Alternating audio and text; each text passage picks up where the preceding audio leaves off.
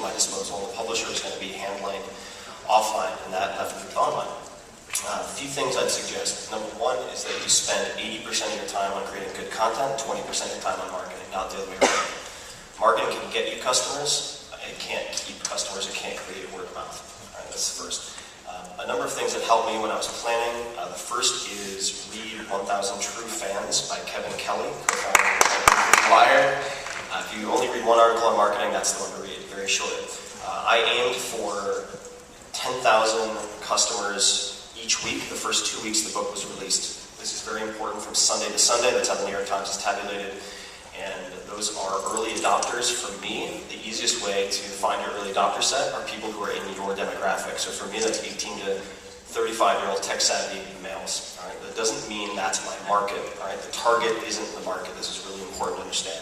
So I had a phased reader acquisition strategy. The first phase was 18 to 35-year-old tech-savvy males. Also because they create a very high percentage of the content online. That's obviously shifting, but that was the case then to a greater extent. And then that bleeds out to women in that same demographic, and then it goes everywhere. All right? But you can't start with everyone as your audience. If everyone's your customer, no one's your customer is a common expression. The marketing's too expensive. It's too time-consuming. So determine who the 20,000 people are who are most likely to purchase your book in the first 2 weeks, and those are the people you go after. In my particular case, I wanted to identify the 5 to 10 blogs, and I'd suggest you look at what might be considered B-level blogs, not the, if you don't have access, not Boing Boing, for example, but look at the B-level leaders, ideally single author blogs, very important. Those will sell more books generally than multiple author blogs. And if they post 6 times a day, guess what? Your post is going to be driven down within the span of 4 hours, so if they post less frequently, that can also be beneficial.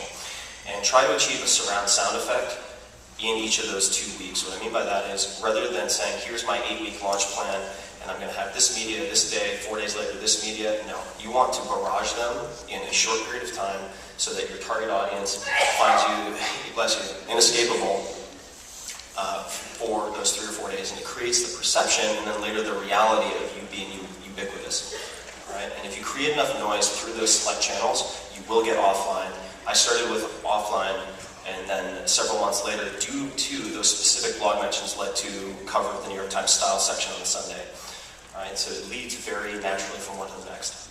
And I'll stop talking now, and I'll come back later.